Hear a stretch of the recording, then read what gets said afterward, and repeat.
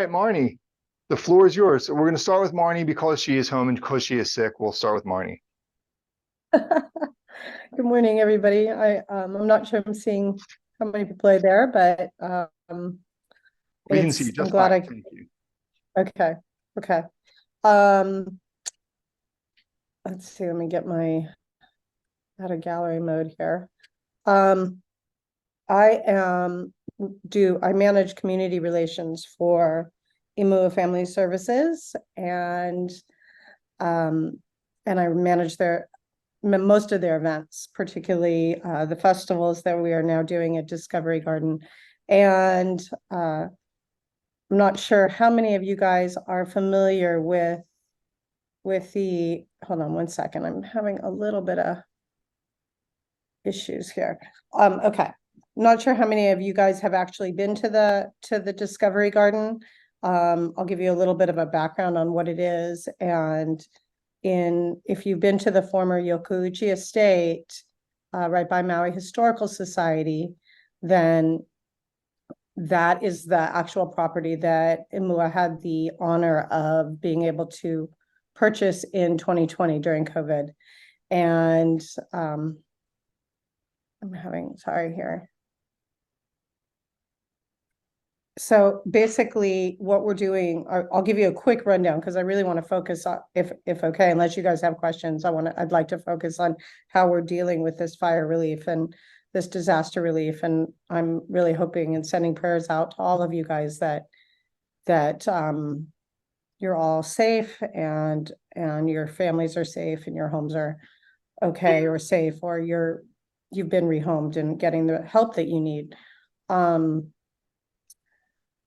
IMUA purchased, as I mentioned, the property in 2020 during COVID, and our board very graciously gave us the thumbs up to do it despite going into that pandemic. It is a 6-acre property, and we are building an outdoor discovery center and a second inclusion preschool there. We have an inclusion preschool currently in Kahalui, right by Easter Seals. And in 2020, since 2017, there was a discussion about the fact that we really need to get our future children off digital media, digital social, and get them back out in the dirt and discovering and STEM learning. And that we were seeing all the cognitive issues happening as a result of children not really getting outside anymore. So basically we went on the hunt to find the perfect property, and it was known in Pundi's family that he wanted to leave the property or pass the property on to something that had to do with children's education, the arts, music, and outdoor development. So Dean Wong was approached, and shortly after Pundi's passing, and his wishes were honored by coming up with a price that IMUA could handle, and with some very generous grants and generous support, we were able to purchase the property, and before it went on the market, which was incredible. And now we're underway trying to develop it. And so if you have not been there, Mike can give you my contact information. Please come. It is absolutely stunningly beautiful. And right now, with all that's happening, it's even more beautiful because it's just got a very peaceful, beautiful energy. Big 150-foot monkey paw trees, and you can come and bring a picnic. Shortly, we're going to be breaking ground on the second inclusion preschool. And let me give a little background. IMUA is in its 76th, 77th year now. And so I'll just give you the rundown about IMUA and it's what we do. So we help families with children with special needs. And we have lots of programs now that we're doing it. And quite frankly, those programs are all expanding as of the last 2 weeks.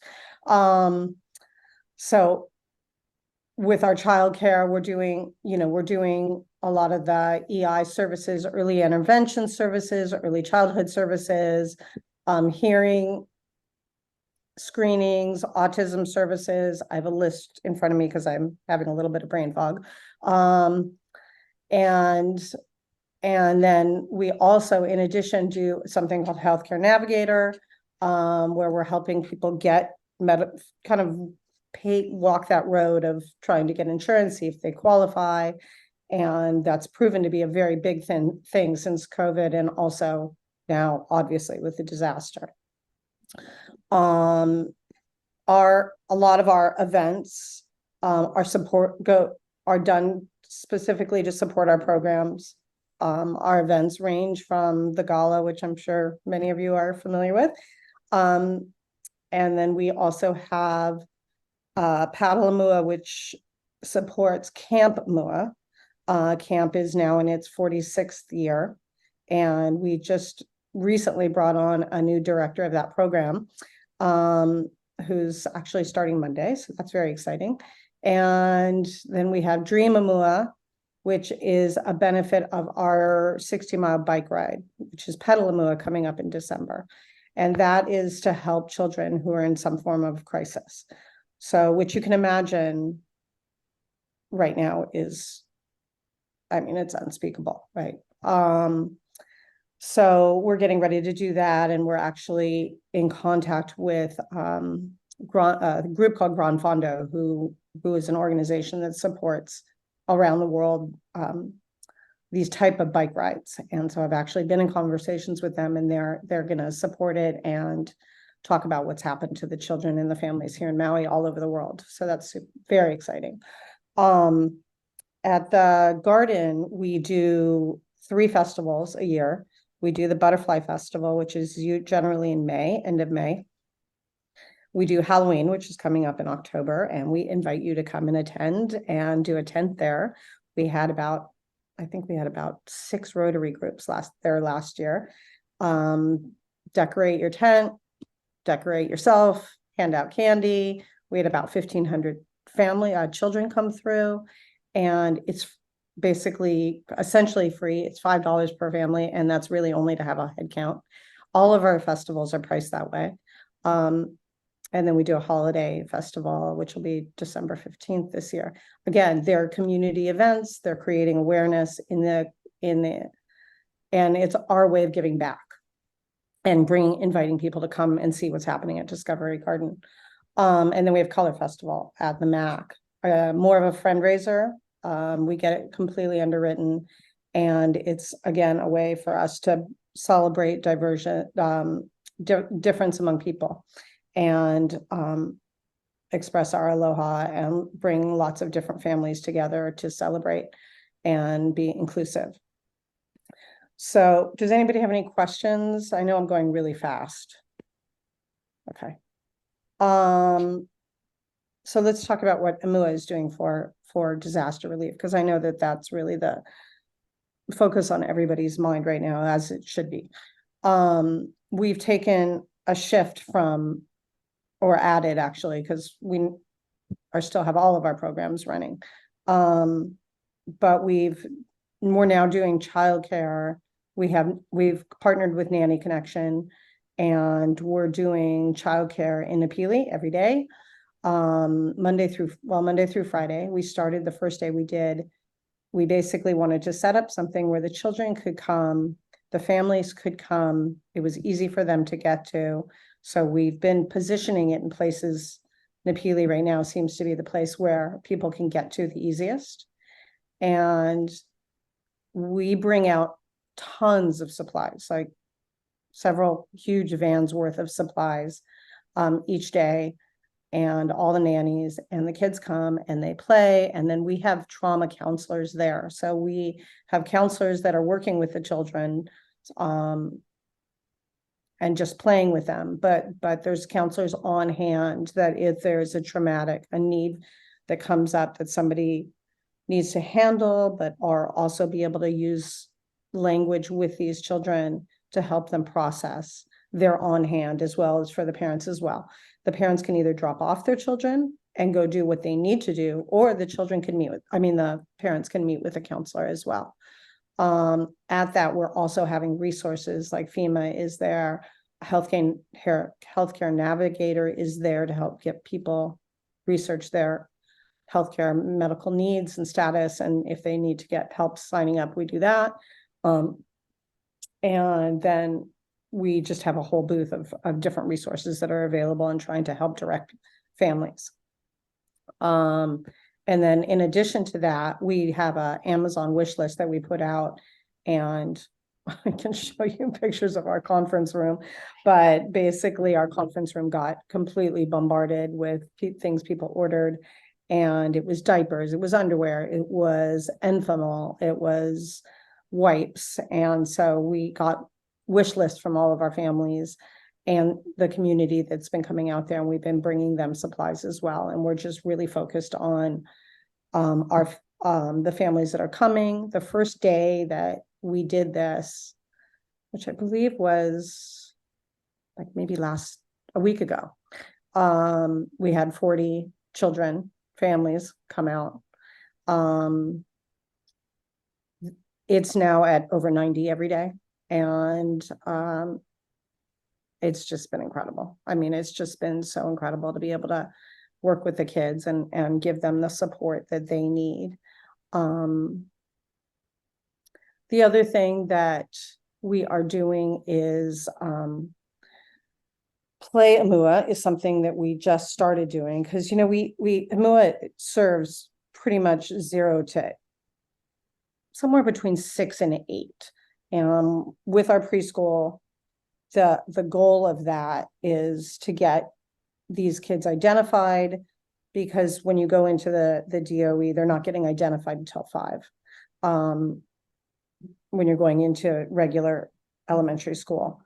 Our goal is to capture them before then, because there's so much brain development that happens prior to 5. So our goal is to get them into the preschool or get them into services, so that when they are entering into the public school system or the private school system, they are able to matriculate better and be more prepared for what they're going into. So we have our specialists, and some kids come in with a specialist. Some kids have somebody on hand the entire time, and others come in and then meet with specialists, and our different specialists are based on their needs. So we have the specialists that work with the autism kids. We have specialists who work with behavioral issues, which obviously, for obvious reasons, is becoming more and more of an issue right now. It was already something that we were finding a lot of finding that we needed a lot of resources for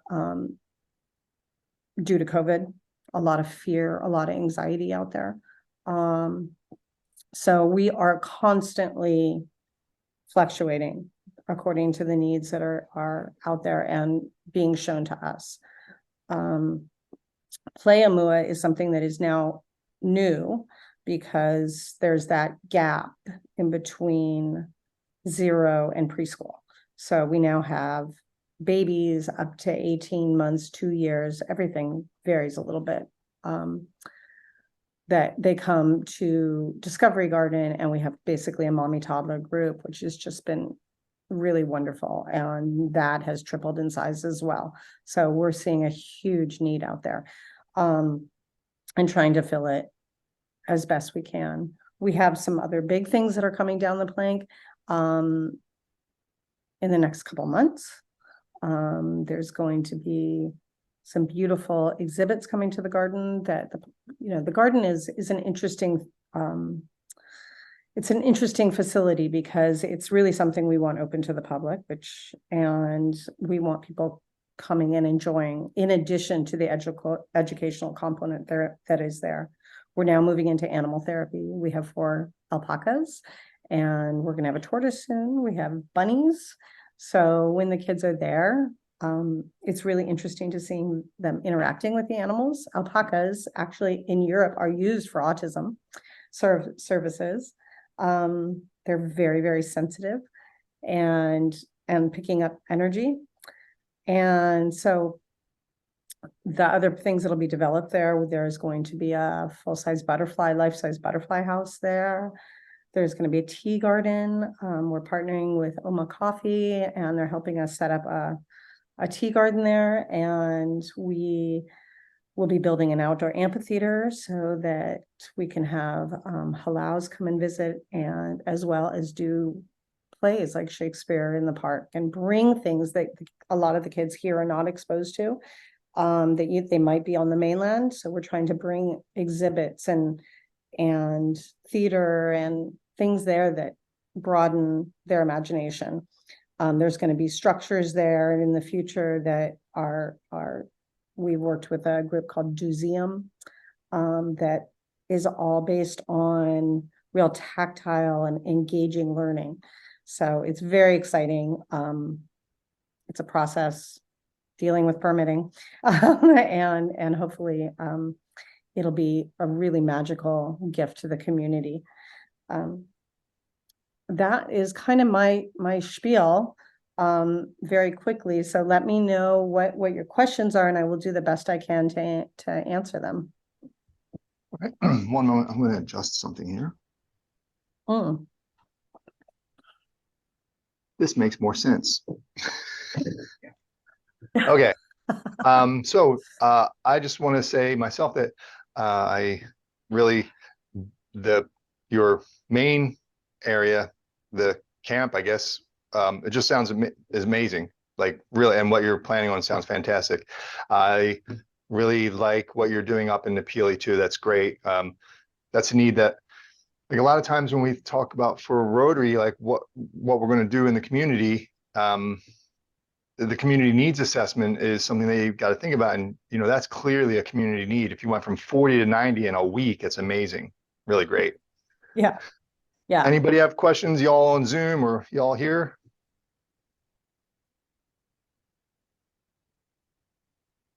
I was going to say down the line, something to keep in mind down the line is one of the things that we're really going to be looking for, and Rotary could be key in this, is we're going to be looking for kind of a docent type role at Discovery Garden, and that's going to be ongoing forever, for a long time, but there's going to be a real need for it coming up in this 2024. So to keep in mind that if you're interested in, I mean, we look for people, our volunteer needs are endless, especially when you have a 6-acre property. So we're constantly looking for people who want to do planting and gardening and things like that. We always look for volunteers for events. Please contact me for that. And but right now, if you get a chance to go out to Napili and see it, I can tell you the hours are, it is Monday through Friday. And it's all day. It's just during the day. We're generally out there by 10. I've set up by 10, and it's wonderful to drop in and play with the kids and see them. Yeah. Any other questions? Aside from your the docent thing that you just mentioned and the Halloween and the holiday thing, what other ways could our club or any other Rotary club help IMUA?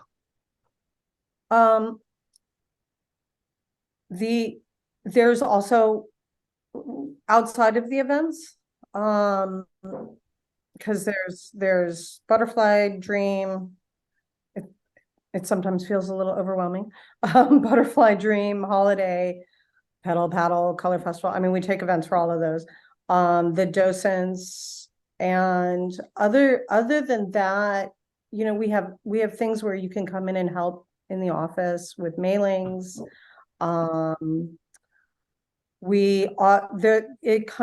It's very specific to what's happening in the year. There'll be times during the holidays where we need people to deliver holiday or help wrap gifts or with a toy drive. This year, we're not going to do a toy drive, or we're hoping to not do a toy drive because there's some stuff upcoming that is going to help fill that need, but that is something that we normally look to, we'll often go to Rotary for. I would say it's kind of we always have things that pop up. So I can reach out to you when we have things that pop Please. up for sure. But I definitely think for members and stuff, let's put it into our minds, the Halloween thing. That sounds like a great opportunity to get out there. I would like to see your garden. So Sounds fun. great. Oh my gosh, it's so cute. It's beautiful. We did launch a new website. It's called discovermua.com. And on there are pictures from Halloween, which are absolutely precious and beautiful. And we did decide that we're going to do it this year because any opportunity to bring more joy to our families, to our community is an honor for us. We love it. So please plan on having a tent. I will put you down. You're my number one, your first one. I'm about to do a big class for that. Excellent. We had about 22 tents last year. I'm hoping we can have probably 50 tents. Our big thing is what I do is I go out to all the nonprofits. And so if you want to refer somebody over to me, I will reach out to them. There's no fee associated. All we ask is that they set up a tent, they decorate it, they hand out candy, and it's youthful. We're not looking to scare anyone. It's for little kids and families, and just be there, be joyful, and you can hand out whatever you'd like in terms of material, or decorate your tent and put up Rotary and things like that. So my goal is to hit 50 this year of different nonprofits, and it's actually one of my favorite events to do because it's so collaborative.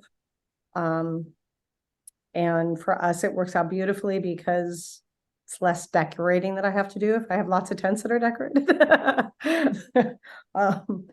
And we're gonna have petting zoo, and it's so cute. The classic cars come, they get all they deck out the cars, and it's wonderful to see the kids running around and having fun, and in a really safe, it's like a safe environment. It feels like a safe neighborhood to go to.